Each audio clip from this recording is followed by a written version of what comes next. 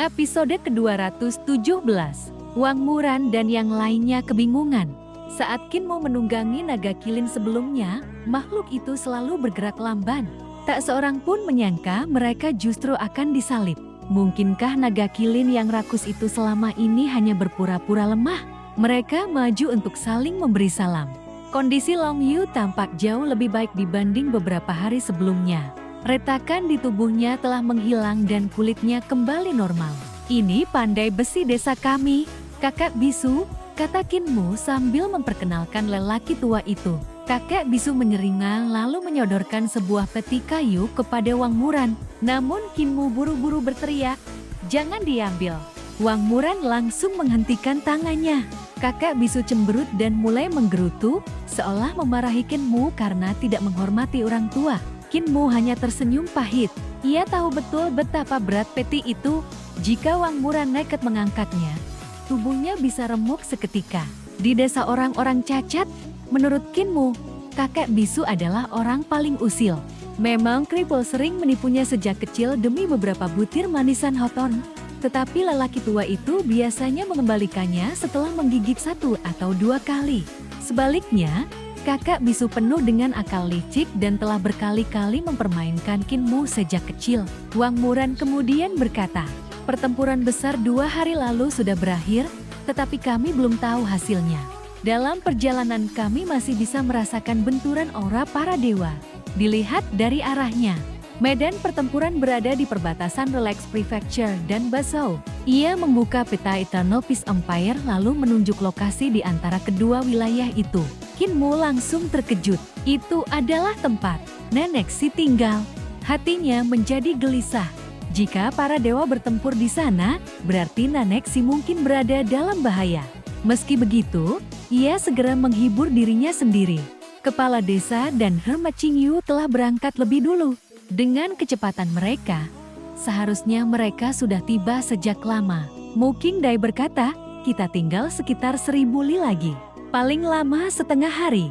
Kinmu mengeluarkan seruling emasnya dan meniupnya dengan ki vital. Tidak perlu selama itu, tak lama kemudian, naga banjir yang terhubung dengan kesadarannya mengubah tubuh menjadi raksasa sepanjang puluhan meter. Kinmu melompat ke punggungnya, diikuti naga kilin. "Naiklah, kita bisa sampai dalam waktu paling lama 1 jam. Meski masih kebingungan, Wang Muran, Mu Qingdai, Long Yu, dan yang lain ikut naik ke punggung naga banjir. Bahkan Wang pun ikut melompat naik. Burung itu melirik naga banjir, lalu memandang naga kilin dengan tatapan penuh penghinaan. Naga kilin pura-pura tidak melihatnya. Ia menundukkan kepala sambil menatap hidungnya sendiri. Kakak bisu ikut melompat sambil membawa peti kayunya. Begitu kedua kakinya mendarat, naga banjir itu langsung terhempas ke tanah. Tubuhnya menempel di permukaan bumi seperti ular mati. Keempat cakarnya terus mencakar tanah hingga membentuk parit panjang, tetapi tetap tak sanggup berdiri. "Kakak bisu, cepat turun, kau akan menghancurkannya," teriak Kinmu. Dengan kesal kakek bisu melompat turun, lalu menggerakkan kedua tangannya sambil terus memarahi Kinmu.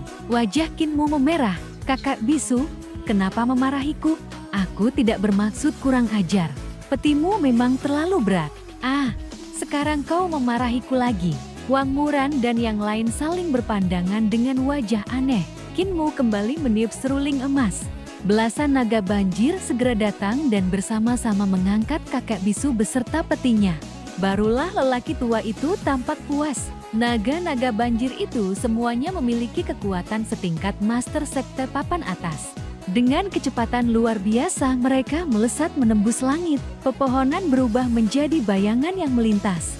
Gunung-gunung seolah mundur dengan cepat. Di sepanjang perjalanan, Wang terus memandang naga kilin dengan tatapan meremehkan. Sesekali ia mendengus keras, seakan sengaja mengejek si rakus. Naga kilin semakin menundukkan kepala. Ekornya bahkan terkulai lesu. Melihat itu, Kinmu diam-diam merasa lega. Setidaknya Veti Dragon masih tahu malu. Masih bisa dididik.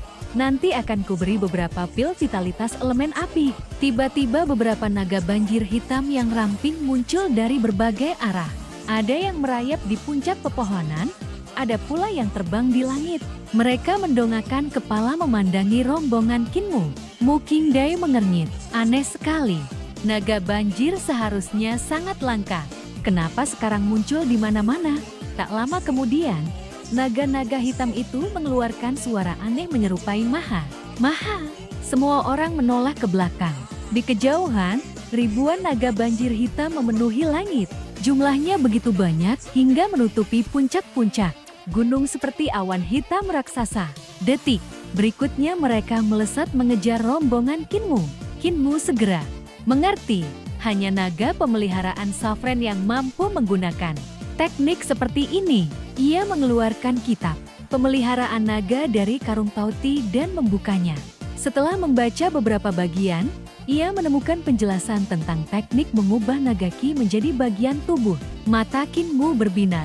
Jati begitu, naga-naga hitam itu ternyata bukan naga sungguhan, melainkan rambut naga pemeliharaan Safren yang disempurnakan menjadi naga.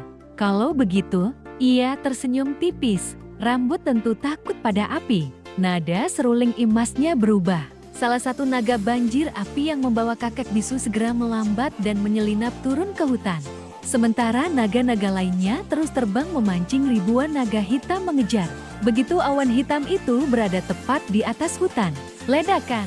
Lautan api sejati menyembur dari bawah dan langsung melahap puluhan li wilayah di sekitarnya.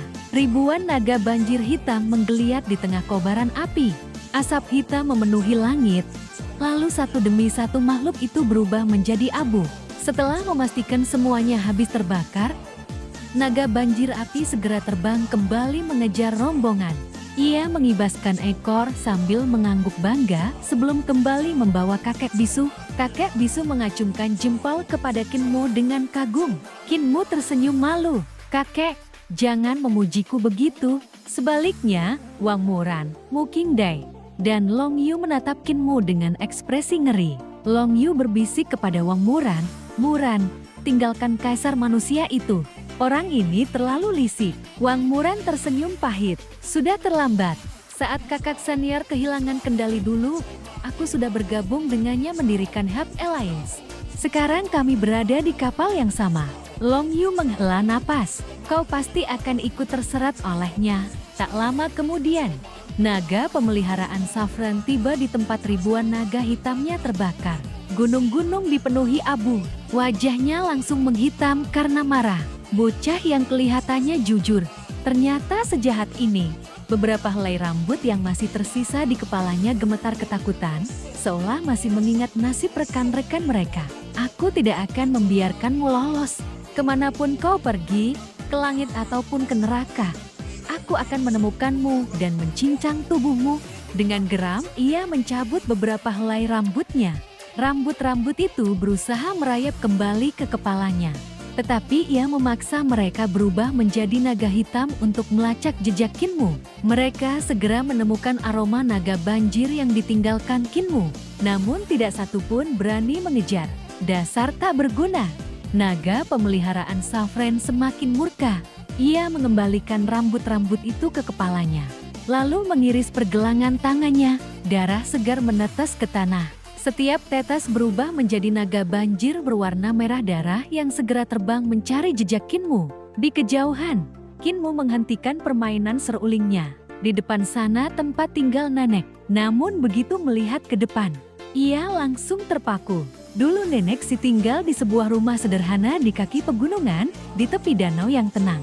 Tempat itu sunyi dan terpencil karena ia sengaja menghindari keramaian dunia. Kini semuanya telah berubah. Di hadapan mereka berdiri kompleks istana yang megah, terbuat dari emas dan batu giok. Istana-istana surgawi berjajar memenuhi pegunungan. Pilar-pilar marmor berukir naga dan burung phoenix menopang atap-atap megah. Lantai batu giok putih berkilau diterangi cahaya lembut. Gunung-gunung di sekelilingnya dipenuhi bunga roh, rumput langka, pohon-pohon kuno, bebatuan unik, mata air spiritual, air terjun yang menggantung di udara, taman-taman indah, serta berbagai binatang suci yang berkeliaran dengan damai. Pemandangan itu bagaikan negeri para dewa. Bahkan Wang Muran dan rombongannya, yang berasal dari sekte-sekte besar dan terbiasa melihat kemewahan, tidak mampu menyembunyikan rasa kagum. Mereka bahkan takut mengotori lantai dengan langkah kaki mereka. Kakek bisu memandang sekeliling dengan curiga, lalu memberi isyarat kepada Kinmu. Kinmu menggelang. Aku juga tidak tahu. Saat terakhir datang ke sini, tempat ini belum seperti ini. Ia memanggil keras. Nenek, nenek, tak ada jawaban. Yang terdengar hanya suara nyanyian merdu. Beberapa ikan besar melompat keluar dari danau. Dalam sekejap mereka berubah menjadi wanita-wanita cantik bertubuh manusia dengan ekor ikan. Mereka bersandar di bebatuan sambil menyanyikan lagu yang menenangkan. Kakek bisu kembali memberi isyarat. Kinmu mengangguk. Benar, tempat ini memang terlalu mewah. Aku juga tidak tahu dari mana nenek mendapatkan semua ini. Mereka memasuki sebuah aula surgawi yang luar biasa indah. Namun karena takut merusaknya, mereka segera keluar lagi. Kakek bisu kemudian meletakkan peti kayunya di tanah. Kinmo menoleh kepada Wang Muran dan yang lainnya. Nenek tidak ada di sini. Kita tunggu sampai menjelang malam. Kalau beliau belum kembali sebelum hari gelap, kita harus segera pergi. Ia berhenti sejenak. Wajahnya berubah serius. Ingat baik-baik, setelah malam tiba, jangan tinggal di sini walau sesaat. Semua orang memandangnya heran. Kinmu berkata pelan, karena yang kembali nanti, kemungkinan besar bukan nenek, itu adalah iblis tua.